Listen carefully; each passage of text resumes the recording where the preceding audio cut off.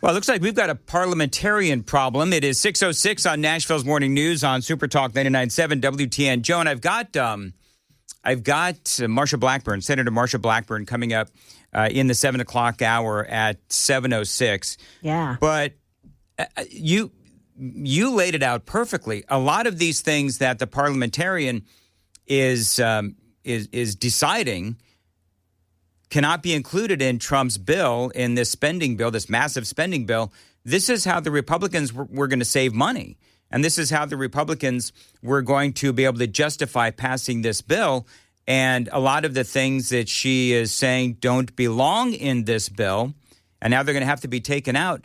I mean, this really is going to hamper the Republicans from being able to get this out of the Senate.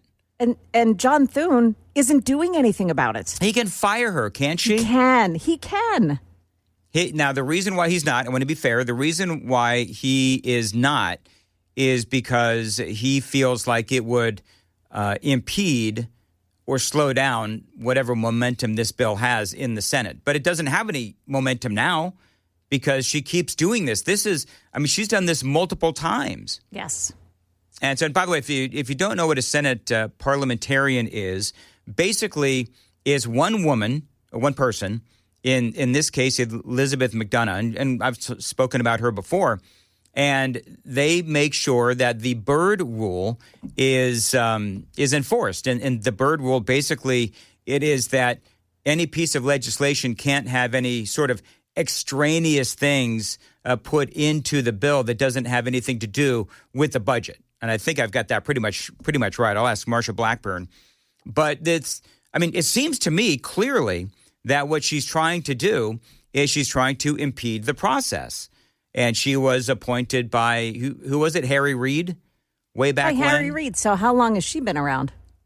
Too long. A long time. Yeah, too long. Yeah. So this is going to be an issue. This is going to be a very big issue. Of course, Trump was in Michigan. I don't know if you saw this. Trump was in, I think he was in Michigan yesterday. He highlighted one of his supporters, a former Democrat who is now Team Trump. I want you to listen to this audio because it's great audio. What he did, and Trump is masterful at this, what he did was he brought out a bunch of Americans who really told the story as to why it is important that this, big, beautiful bill is passed. James Benson, a third-generation auto worker from Belleville, Michigan, who has spent 26 years at Ford Motor Company, which is doing very well. They have a lot of plants in this country. If you have plants in this country, you're going to make a lot of money. James was a lifelong Democrat until 2017 when he saw the benefits of our tax law, and he also liked Trump. Now... And he was in a great mood yesterday. So remember, it's those Trump tax breaks that the president is trying to extend in this spending bill. And so if the spending bill does not pass, then our taxes go up. And it's going to be a big time hike. Now, earlier this week, I had Senator Bill Hagerty on, and he says getting those tax cuts passed is, of course, priority one. One of the most important and overarching matters is to make many of the provisions of the 2017 Tax Cuts and Jobs Act permanent. What that will do, Dan, is actually stimulate long-term capital investment in the United States of America. When the 2017 Act was passed, we saw more capital investment than anyone had counted on at the Congressional Budget Office. And we saw the Congressional Budget Office baseline projections beaten. This is the tax revenue. The tax revenue exceeded the CBO's estimate by more than $1 trillion. So the CBO, of course, as everyone knows, other entities did as well, by the way, but they did say that this bill will actually add to the debt and the deficit. Hagerty, though, said on my show, not so fast. Whatever the CBO does to make these calculations, I would rank it somewhere on the spectrum between voodoo and malpractice. They completely miss the point. They don't ascribe growth to the capital investment that we're trying to incentivize. So what stands in the way? We're trying to do the math so that we can actually extend these provisions to a point of permanence. The way the CBO calculates it is they view that as a deduction, not an increase in economic activity. They just see the loss of tax revenues on a static basis. That math is fundamentally wrong, but that's where we are trying to navigate that. So basically what Hagerty is saying is that the CBO, and perhaps by extension these other organizations as well, only look at the lowering of taxes as a negative. They don't take into account that people have more money to spend. That's what Haggerty's saying, that people have more money to spend, and they do. We've seen that, and that leads to an increase in sales tax revenue. So we'll have to see how that all shakes out. There's going to be a debate. There's been an ongoing debate, and it's a debate that will never end. But here's the other sticking point, as I spoke to Senator Haggerty. The other sticking point, one of many, is Medicaid. Working with Medicaid, trying to make certain that Medicaid is actually going to people who are deserving of it, and to put a work requirement in place. To think that the Democrats, shy away from putting a work requirement in place for able-bodied people who are single, that are in working age, that don't have dependents. Somehow that's going to be the end of the world for them. What they want is a culture of dependency, and to continue to extend taxpayer-funded benefits to people everywhere they can. This has got to be reined in. Our spending problem is enormous. And so what we're trying to do is put a more conservative cut on this than what we got from the House, but at the same time navigate it so that the House can actually pass it, and we can put this bill on President Trump's desk as soon as we possibly can. Everybody knows there's a lot of fraud in Medicaid, and we do need work requirements. And personally, I love the idea. Of course, the Democrats, people are going to millions are going to lose their Medicaid benefits. Okay. If they can go work, Walmart is hiring. If they can work, Target is hiring. I guarantee you they can find a job. Democrats, of course, freaking out, but that's okay, because I think if that's what they want to do, freaking out is what the Democrats do best. Now, how about something that a lot of people ask me about all the time, which is what is going on with no tax on tips? Again, Donald Trump yesterday bringing in people who his tax deductions would directly impact. Among the countless citizens who will benefit from these tax cuts is Malachi Krzyzewski, a devoted mom and DoorDash driver from Ripon, Wisconsin, who uses her tip income to support her son. To think of that, no tax on tips. But with no tax on tips and other cuts, this bill will save Malachi thousands of dollars per year, enabling her to achieve her goal of visiting every U.S. state with her son. She wants to visit every state by the time he's 18 years old. So, Malachi, it sounds to me like you're off to a fantastic start. Well, she's got an amazing story, actually, and a touching one as well, because in reality, yes, she's using it for some travel, it would appear.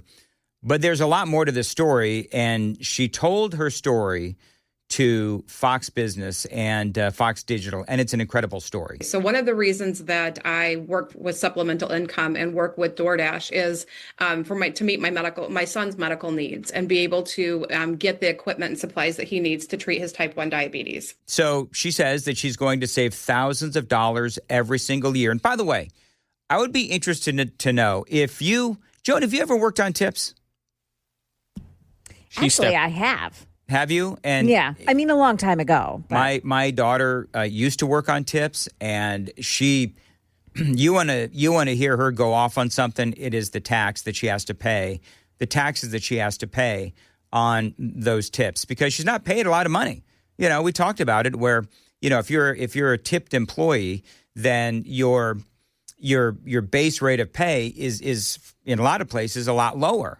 So then you've got to live off these tips, and if you got to pay taxes on those tips, it really cuts into your income.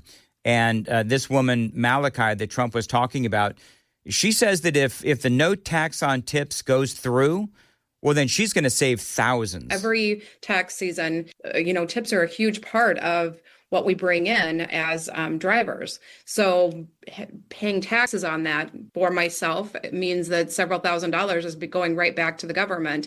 And for me personally, it would mean the opportunity to buy the stuff he needs and be able to support our family that much quicker and that much sooner. Part of this whole dynamic, and then we'll get the traffic, but part of this whole dynamic, at least for me, is finding out through Doge how our money was being spent.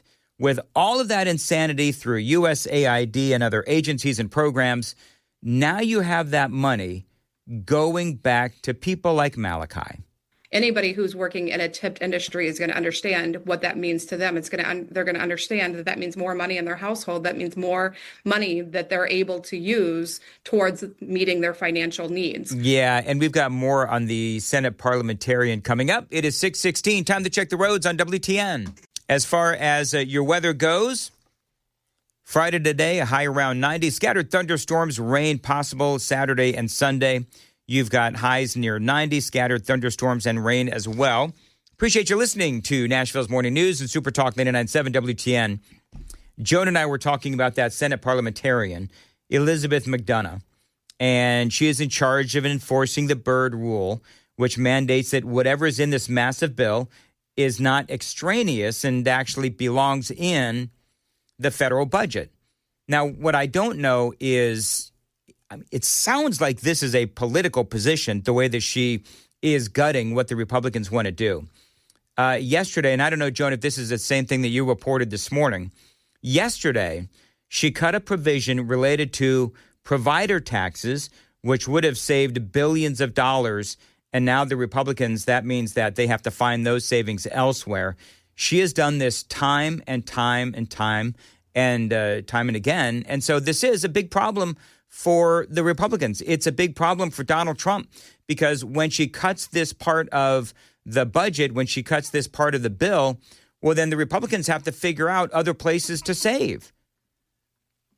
All of that to say, House Republican Brandon Gill says there is a lot here for the Republicans if they can get this passed again. This is Republican Brandon Gill, and he is from the House of Representatives. Finally, we can fund border security and mass deportations that the American people demand without having to negotiate on amnesty. In other words, the American people get what they would like. Republicans get all of our priorities. We get a border wall, we get river barriers, we get 10,000 new ICE agents, and we don't have to deal with demands for mass amnesty. That is a huge win, not only for conservatives, but for all Americans. And I'm excited about getting that done. I believe that mass migration is the single biggest existential threat to our country today.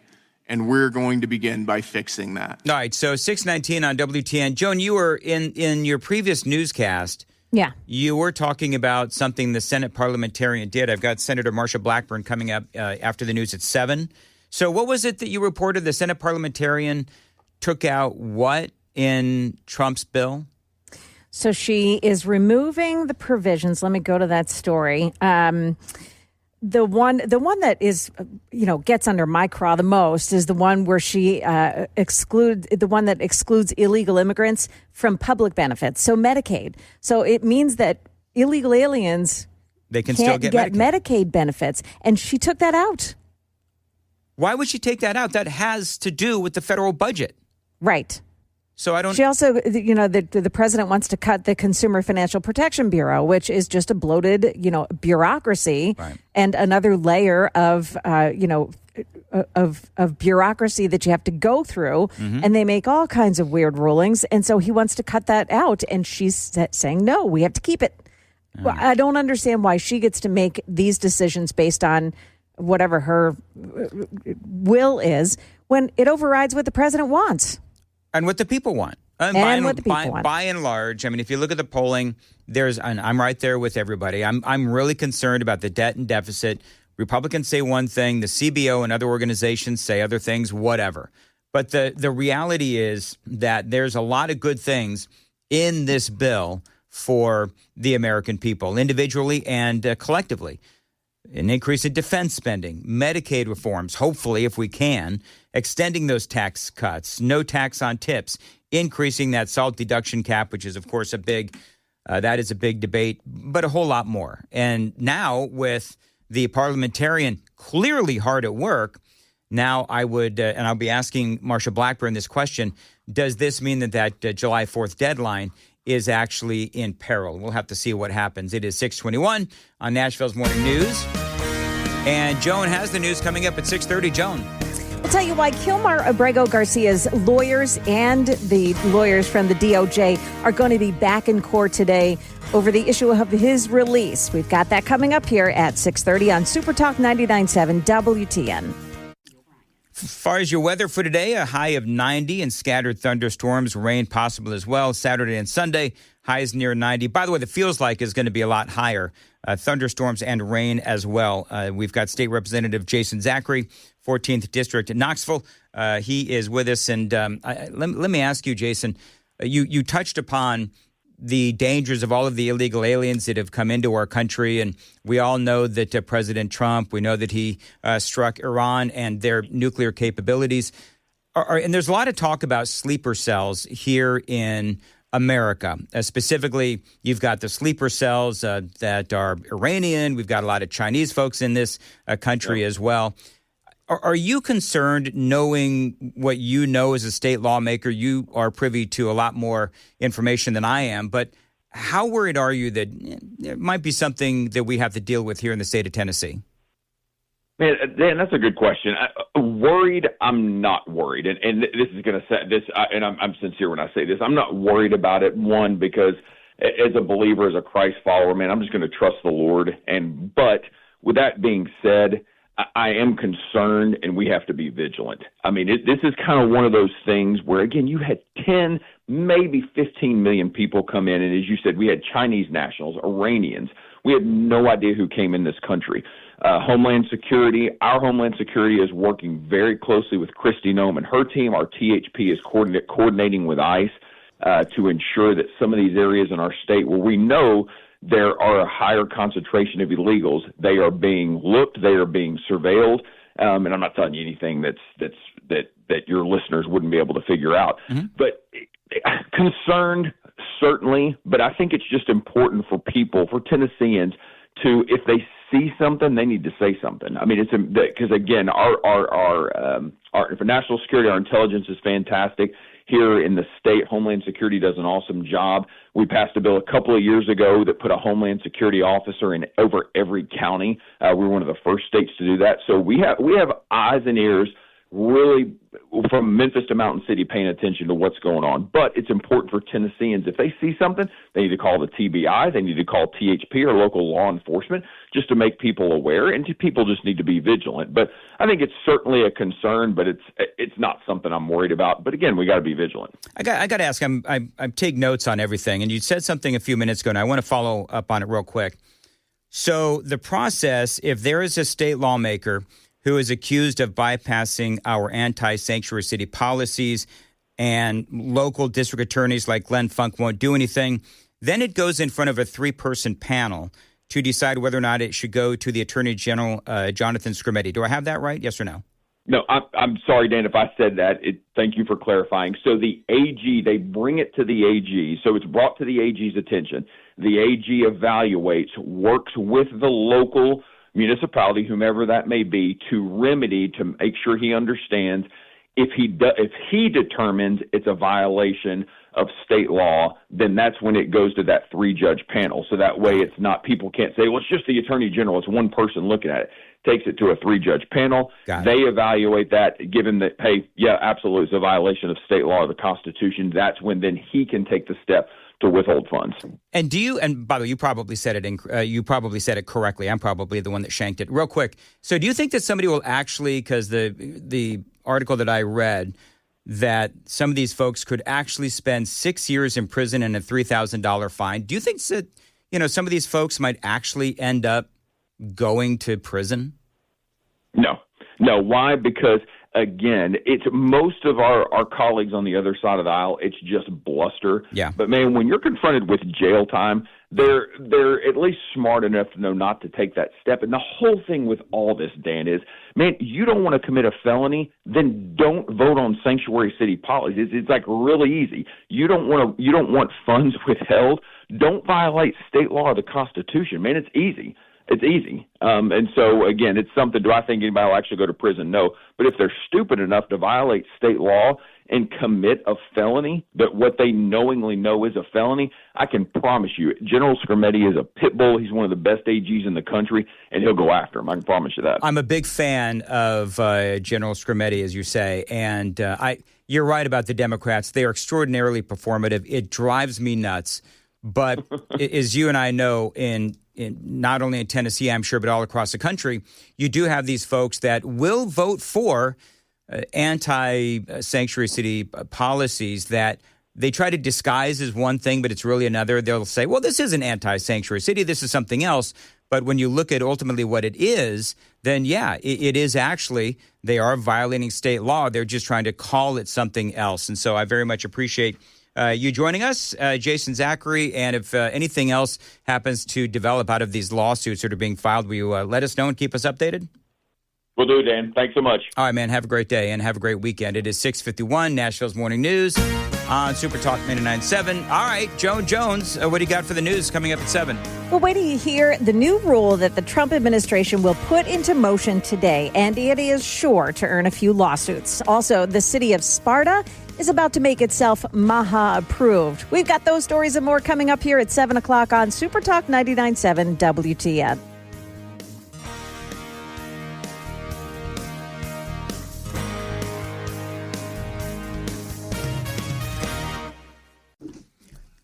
.636 on Nashville's Morning News on Super Talk 99.7 WTN. Hey, by the way, the Super Text line is open, 615-737-9986. A lot of people chiming in this morning. As always, thank you very much for that. Now, we've got State Representative and Deputy Speaker Jason Zachary with us on the Newsmaker Hotline. Jason, always great to have you on out of the 14th District, Knoxville. And so apparently what's happened now, and we covered this bill that has been passed. Let me get through this. It's a bill that would make it a felony for local officials to vote in favor of policies that could be seen as creating sanctuary cities. Now, you folks in the state legislature, you passed that. Well, now there's a lawsuit that has been filed not only by the ACLU, but also members of the Metro City Council. They're trying to block that. And, of course, I don't know, it's not really much of a surprise because we know the Democrats, they certainly love their sanctuary city policies. So were you surprised that this lawsuit has now been filed? No, Dan, not at all. We fully expected it. Anytime we pass something that goes directly against what Democrats push, what they value, which again is creating sanctuary cities, standing with illegal immigrants. Anytime we do something like that, we know there's going to be lawsuits, pushback, whatever it may be, because that's what they do. But it's important for the people of Tennessee to remember, back in 2018, we banned sanctuary cities. That's a settled issue in Tennessee. And so what we did is we had to take the additional step because of, frankly, what went on in Shelby County. If your listeners remember a couple of years ago, they put all these gun initiatives on the ballot. We engaged the AG. He chose not to take a step with them in Shelby County because, again, there was no ability to enforce those. There was no application of those. They simply did it to really create confusion, gaslight, and push a narrative. And so we had to take a step with the sanctuary because of the huge issue of illegal immigration, the impact it has in Tennessee and Tennesseans. We had to take the step to say, listen, in order to protect voters so there is clarity and not confusion among voters, we are going to tell you that you are not going to vote on those policies. We are lawmakers. We set the law, and you're going to abide by those laws. And so, again, this has nothing to do with free speech. They want to continue to talk, defend illegal immigrants, raise taxes, do all those things that the Democrats in Nashville want to do. Man, they knock themselves out. But what you're not going to do is you're not going to create confusion among Tennessean and voters by pushing something that would violate state law. And our AG, we've passed another law that we'll probably talk about. The AG is going to be able to go after locals when they vote directly in contradiction to state law of the Constitution. Oh, well, let's go there now because I was speaking with, I think it was Scott Sapicki a while ago, where we were watching everything that was going on with the mayor, and you've got Afton Bain in there and some of these folks on the city council as well. And the question was, and I'm going from memory, but the question was, would the Nashville district attorney go after them for violating the law because they were aiding and abetting and helping these illegal aliens evade ICE? And so the big question is, would the attorney general have to step in because the district attorney of Nashville wouldn't. And so apparently you have an update on that? We do, yeah. So again, as you mentioned, I serve as deputy speaker. So Speaker Sexton had a bill that I carried for him that passed this last year. What that legislation would do is it allows the Attorney General to go after local municipalities if they knowingly take steps to violate state law or the Constitution. And so what that means is we might go after them. People are like, what does that mean? He without getting too deep into the weeds, it's brought to his attention. He can then pursue the locals. They have the opportunity. They have 30 days to prove that that's simply not true. They didn't violate state law. If this 3-judge panel that this would go before determines that did happen, then the Attorney General can withhold funds from that entity, and those funds will continue to be withheld until that entity is not violating the state law or violating the Constitution, because this foolishness has to stop. We're not going to allow that to happen in Tennessee. We take strong stands. That's not going to happen. We create law. We make law. We're the state lawmakers. You're going to abide by those laws, or you're going to lose funds, and that's the recourse we have, and so we're going to use that, and that already passed. It's been signed, and it goes into effect July 1st. So I want to know if you can do that retroactively. So in other words, we all know what happened when ICE was here, and we all know what Afton Bain did. We all know what the mayor did and some other folks.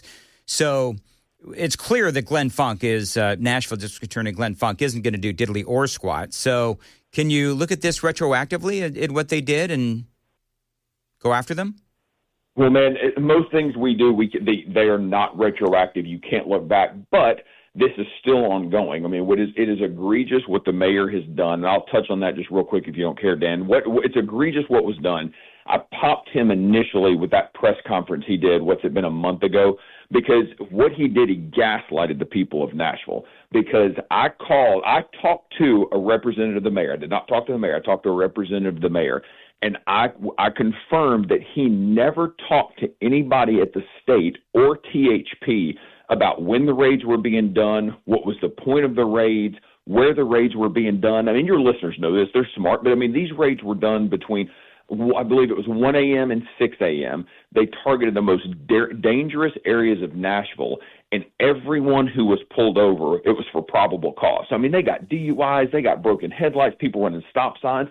But then they were able to pick up 196 illegal criminals that were here, illegals that were here. I mean, gang members. I mean, this was such great work by THP coordinating with ICE that they had the ability to do that based on the immigration reform we passed back in January during our special session, allowing ICE and THP to work together. But the mayor purposely gaslit the people of Nashville to make it sound like they were targeting moms going into Kroger. Man, they were literally going to the most dangerous areas of Nashville, and they were pulling everybody over, and they got almost 200 illegals out of our state, out of Nashville, because of those efforts. And it's egregious that the mayor and those councilmen that are filing this lawsuit, they would rather stand with illegals than stand for the people of Nashville and stand with the people of Tennessee. They're more concerned about raising your taxes 34%. Thank God I don't live there and have to deal with that. They're more concerned about that than about standing with the people in Nashville, and it's egregious. State Representative Jason Zachary joins us out of the 14th District, that's Knoxville, and there's a lot to unpack with all of this, and I've got a lot of questions. But let me ask you, part of this conversation has been that we have some of these NGOs, some of these organizations here in Tennessee, here in Nashville, that have been utilizing money, federal grants, to aid and help these illegal aliens. And so is there anything that you folks can do in the state legislature, or have you done, to stop that and hold them accountable? Because there was a story a while back, I think it was in the Tennessee Star, where they couldn't even tell you exactly where that money went. Right. Yeah, we have. We've passed, and Dan, forgive me, because it's been a while since, it's probably been a couple of months since I've looked at the bill that we passed, but we had an anti-smuggling bill that we passed. We also passed a bill related specifically to NGOs that they could not profit on the movement of illegals. And then, man, a year or two ago, we did something with licensing and licensure of these NGOs. And so it's still an issue. And the challenge, man, and your listeners know this, I mean, we as the legislature, we're not perfect, but we try to get out in front of so much of this. But it's like whack-a-mole. We hit one thing and then 6 other things pop up. And so right now, with these NGOs, we've taken a couple of swings at it and we've made an impact.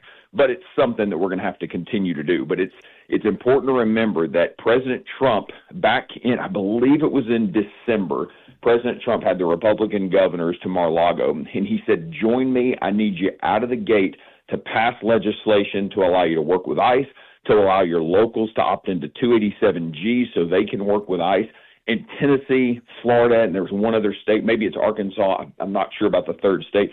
We were the first states to do that and join President Trump. So we have made this a priority in Tennessee, and we've got a couple other pieces of legislation we're working on for next year, next January, to continue that step. Because, again, Biden let 10 million people into this country, and with what's going on overseas and just concerns about, terror cells, things popping up, we got to continue to take strong steps and lead and be assertive in this, and we're going to do that here in the state.